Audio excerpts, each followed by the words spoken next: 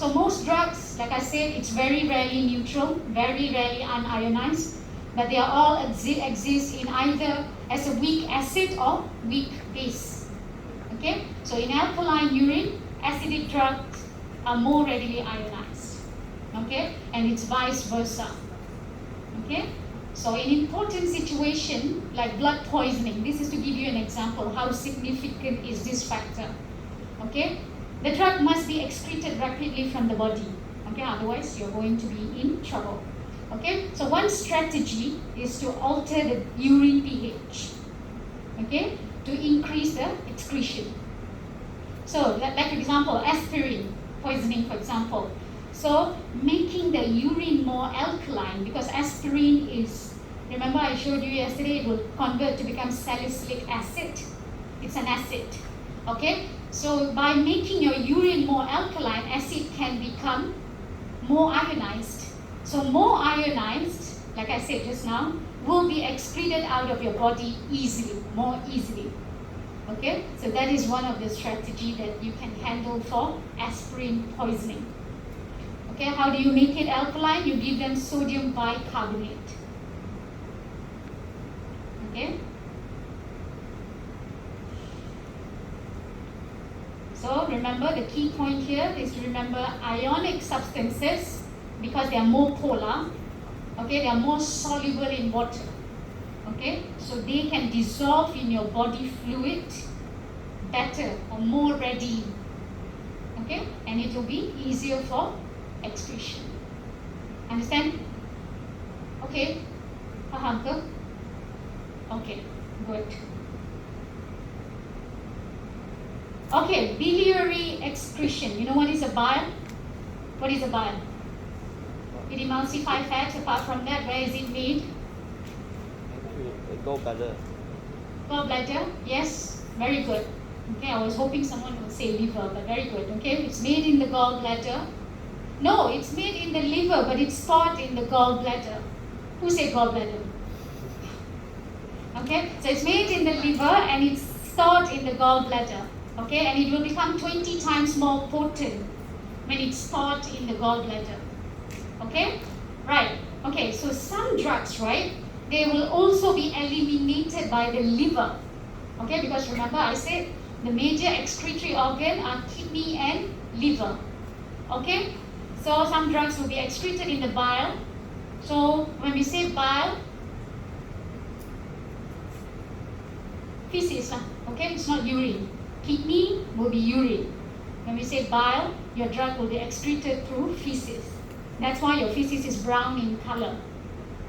Okay, because your bile contains bilirubin. Okay, do you remember? Are you familiar with all those terms? Bilirubin and all? Okay, so it has bilirubin in it. Bilirubin has pigment. So that's why bile will, some of the bile, before being reabsorbed back, 95% will be reabsorbed back by your body. 5% will be excreted out. Okay, so some of the bilirubin will actually be excreted out. So that's why your poop is brown in color. So if your poop is not brown in color, then you're in trouble. There's something wrong with your liver or your gallbladder. Okay, right. Okay, liver excretion. So a few drugs are actively secreted into the bile. So we are here now. So this is just an example of a drug. You don't have to remember the name of the drug. This is just an example. Okay? So this will be excreted in the feces, right? Okay, but some drugs will undergo enterohepatic recycling. You know what is that? Entero means small intestine or intestine. Hepatic means liver. You know, whatever goes to your intestine, it goes to portal vein to the liver back. You know? Okay, so that is called enterohepatic recycling. Okay? So by which drug that is excreted into the bile, usually in the form of glucuronide, they will be reabsorbed from the from the gut after deglucuronidation by your gut bacteria. So your gut bacteria are there for a reason. So they can actually also process your food, the drug that you take, because they have enzymes. Okay? So, which may be followed by either renal or further biliary excretion. Okay, so this drug, without conjugation, they will be secreted in bile. So when they go to the small intestine, they are reabsorbed and undergoes enterohepatic recycle. So whenever they reabsorb, they go back to the liver. Okay, imagine how your food is being processed. Likewise, when you eat, it goes to the small intestine, and then whatever that has been absorbed will go to the liver for assimilation. Are you aware of absorption, assimilation? This is all SPM biology, okay, I'm talking about. Okay, then after conjugation, what happens is that certain drugs are conjugated often through glucuronic acid in the liver. Okay, so and then they will be excreted in the bile. Okay, because of this glucuronidation, they are not reabsorbed because they are very polar. But then once they go to the gut, your bacteria is going to it will undergo deglucuronidation. So this is less polar. Okay, so that's why it can go back to the reabsorbed back. Okay, do you get the idea? Okay, because glucuronidation is very polar. It cannot be reabsorbed. So that's why from the liver, it has to go to the small intestine. Then there, the gut bacteria will actually deglucuronidate the drug so that it can be reabsorbed back by your body. Understand? Okay? So, what are the drugs that will actually go through or excreted in bile? What are the nature? Okay, one of it is any drug with a molecular weight exceeding 300 daltons. Okay? And a drug with polar and lipophilic group, they are more likely to be excreted in bile. Okay? So this is pretty much the summary of what I said. Okay, drug in the blood, okay, it will be conjugated in the liver, conjugated in the bile, then dumped, then it goes to the intestine where it will be further conjugated. So this one will be reabsorbed back. Because maybe in this form, your body cannot reabsorb back. That's why it has to go through this process, so they can be processed nicely, so they can be reabsorbed back. Okay? Because your body knows that there is gut bacteria here, so they can help with some of the process. So that's why it goes there. Okay? Okay, so other routes of excretion will be pulmonary, your lungs. Pulmonary means lungs. Okay?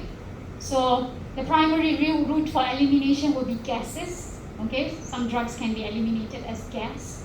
Okay, if any byproduct of a drug like hydrogen or carbon dioxide, it will be eliminated, and some volatile compounds. Okay, like for example, for anesthetics is something that can make you feel numb, something that they give you before surgery, before any painful procedures. Okay, so usually the excretion route will be through your expired air. Okay. Okay, another example will be breath tests to measure the respiratory excretion of labeled carbon dioxide. Okay, after oral administration and metabolism of radioactive carbon labeled substrates. Okay, I will explain more in detail when you are in your second sem. Okay, for now just know that breath tests. Okay, then hydrogen gas after administration of carbohydrates can assess carbohydrate and bile salt malabsorption or bacterial overgrowth. That's one way of finding out. Okay? So we can make use of excretory route to diagnose certain disease. Okay? So that's what this sentence means. Okay, so other minor routes of excretion will be there. These are all very minor. You can excrete in your sweat. Okay? Tears, your saliva, gastric, pancreatic, intestinal secretion, and also breast milk. Okay? Right, the elimination of compound in mother's milk. okay, like I've mentioned before, can lead to high exposures for the baby when it is their only source of nourishment. So you have to be very careful what they're taking. So in all cases, this excretion process is actually limited by the physical chemical property of the drug, like how lipophilic the drug is. Okay, lipid water partition coefficient, your log P. Okay, so these are some of the factors that influence the drug elimination. Drug interactions, your age, okay, genetic defects, and can be a disease state. If someone is having liver disease or kidney disease, then the drug excretory process is going to be a bit difficult for them. Okay, so in that case, we always have to adjust the dose for them in some kidney patients. So are you aware of BNF? What is BNF? Means, you haven't learned that in clinical pharmacy, is it? It's like your reference book for drugs. Okay, BNF is British National Formulary, and MEMS is the Malaysian version. Okay, so if you get a chance to see it, there's always a dose for someone who's having kidney failure, or EGRF. Okay, EGRF means someone with kidney problem, how much dose you have to give. Okay.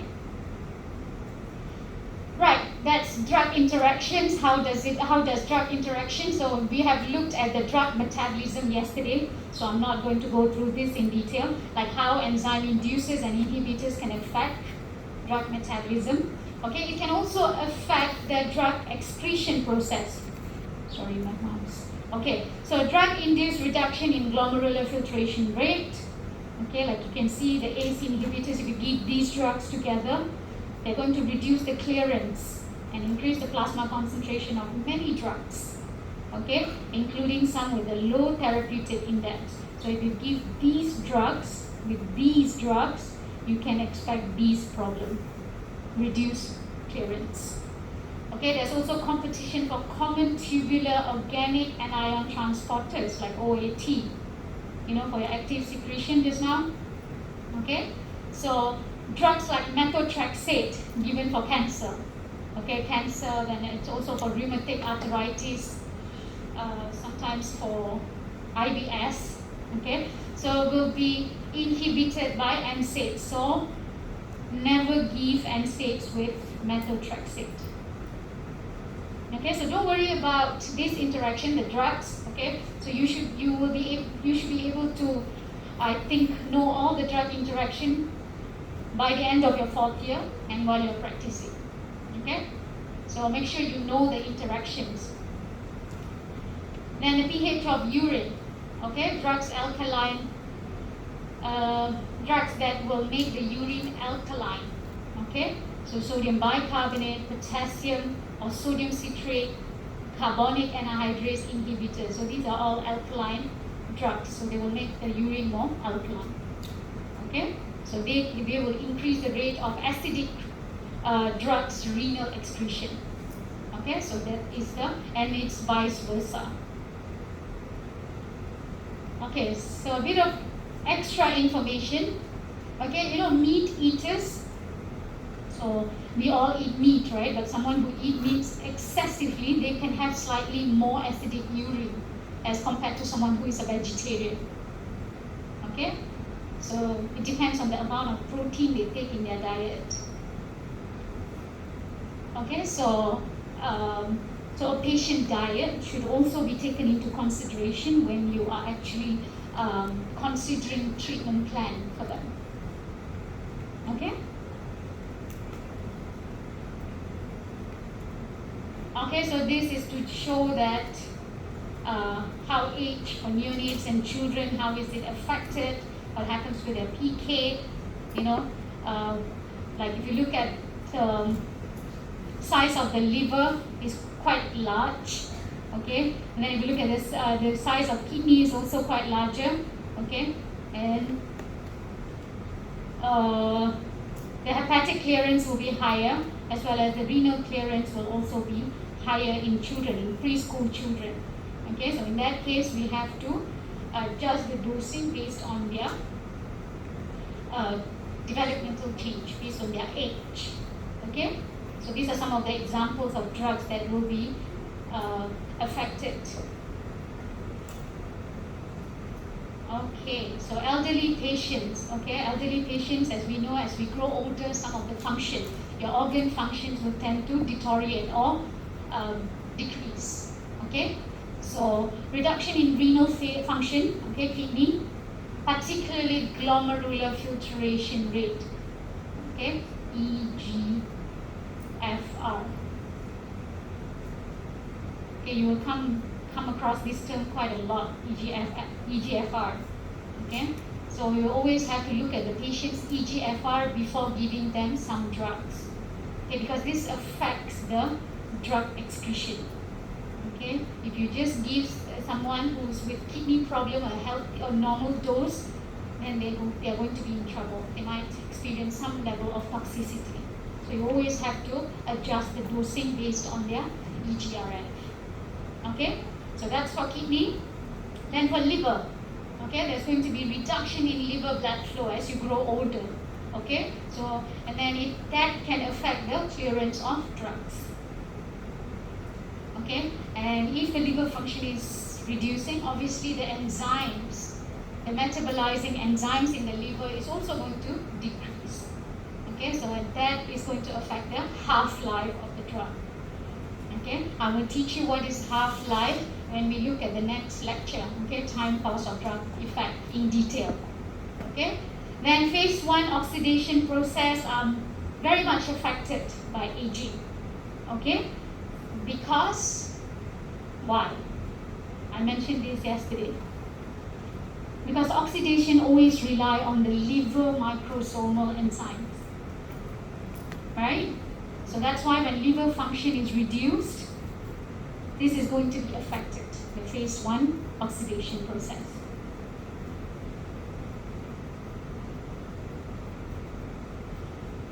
Okay, so always have to take into consideration of elderly patients when you're giving certain dose. Okay? Gender. So obviously gender is also another factor. So we always know men are bigger than women. So all that has to be taken into consideration as well. Okay, like the body weight, body length, body surface area. As you can see for adult male, these are the number, and for female, it's like this. And as when she is pregnant, she's going to be slightly bigger. Okay, because she's carrying another human being in her. So everything is going to be different as compared to someone normal female, as compared to a normal female. Okay, so the renal blood flow, glomerular filtration, tubular secretion, and tubular reabsorption are all larger in men than non-pregnant women. Okay, but when a woman is pregnant during their gestation, changes in renal blood flow can happen. The GFR rate is going to be different. The blood flow, hepatic blood flow, is going to be even higher. Okay, the bile flow and pulmonary function can affect the elimination of a drug. Okay, so this table you can go through at your own time. I'm not going to go through in detail. Okay. Then genetic defects, that's another factor. Okay, genetic polymorphism have been identified for many drug metabolizing enzymes. Okay, including this enzyme CYP450. Okay, so this gives rise to distinct population phenotypes of persons who have metabolism capabilities, ranging from extremely poor to extremely fast. Okay, it depends on your genes. You are born like that. Okay, so patients who have some enzyme activities, they can be classified into 4 subgroups. Okay, we have slow metabolizers. Okay, so these people or these patients will have reduced or no enzyme activity. It's just them, they're born that way. Okay, and intermediate metabolizers, they have reduced enzyme activity. Extensive metabolizers, where they have normal enzyme activities. Most of the population fall under this category. Okay, and we also have ultra rapid metabolizers, where they have very high enzyme activity. Okay, that's why different people respond differently to certain drugs. Okay?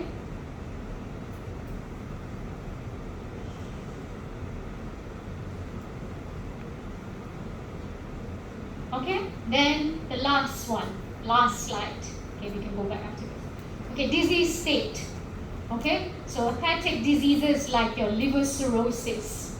Okay, I'll teach you what is liver cirrhosis in next sem. You don't have to worry about it until then. Okay, and affect drug eliminated via the liver. Okay, so it will compromise phase 1 and phase 2 metabolic pathways. So it can increase the half-life of long-acting drugs. So increasing the half-life means more toxicity because the drug is staying in your body or remain in your body for a very long period of time than it's supposed to be. Okay? Okay, then decline in plasma protein, okay, in the setting of liver disease. So when you have liver disease, the protein levels will also reduce because liver is the major site for production of protein. Okay? So an increase in unbound drug fraction in plasma. Okay, because remember, albumin carries drugs. There are some of the proteins, albumin, and then you have alpha glycoprotein. Okay, lipoproteins. Yeah. Okay, changes in liver perfusion affect the metabolism of drugs. Okay, like states of decreased blood flow to the liver. Okay, when someone is experiencing shock. Okay, shock is sudden drop in blood flow. That's what shock means. Okay, so when someone is experiencing shock, they are not getting enough oxygen or oxygen in their blood. Okay, so when there's not enough oxygen in the blood, meaning your tissues are going to be deprived of oxygen. Okay, so if you don't treat immediately, it can lead to organ shutdown. So one by one, your organ will start shutting down and eventually lead to death. Okay, so that's why one of the reasons why during COVID you have to monitor your oxygen level in the blood. So if it drops less than 95, then you're in trouble. Okay, so even though you may appear normal, but your tissues are being deprived of oxygen. They all need oxygen. Okay? Right, then hypovolemia or hypotension, low blood pressure. Okay, hypotension means, okay, and all these will lead to decline in metabolic rate. Okay, hypovolemia means state of low extracellular fluid volume. Okay, hypo means always less. Hyper means high. Okay? So basically hypovolemia means loss of sodium and water in your body. Sodium is important. Okay? Excessive loss of sodium can be dangerous. Why do you need sodium? Basic. No. Cell depolarization. Still remember? Yeah? So that's why you need sodium. Okay? Right. Renal disorders. Chronic kidney disease can reduce renal function. That can actually hinder or affect your drug excretion. Okay? Like pathologies means diseases like heart failure, liver disease, and your any disease that affects the antidiuretic hormone release. Okay, so this antidiuretic hormone, what does it do is that it will preserve your body fluid. Okay, meaning it will tell the body, okay, don't release too much water out. You need water, you need to retain some water. Without that hormone, you will actually be releasing a lot of water and you will be dehydrated. Dehydration is not good. Okay, it's not just the water you're passing. With the water, you're passing all your electrolytes, sodium, potassium, okay, and things like this. If you lost it in excess, you will be in trouble. Okay, your body will not function normally anymore because you need these electrolytes. So that's why when you have diarrhea, doctors tend to give you the ORS, oral rehydration salt, okay, to balance your electrolytes. Okay, So excessive loss can lead to lethargic, extreme tiredness. Okay, your cell basically will not function well without these ions. If you want to know why these ions are important, go back and recall your cell depolarization and repolarization. Why potassium is important, why sodium is important. Okay? Okay, so because it will impact all the renal blood flow, these diseases, and it can affect the urine flow. So urine flow is also related to drug excretion. Okay? So that's the end of drug excretion lecture. Any questions? Any questions?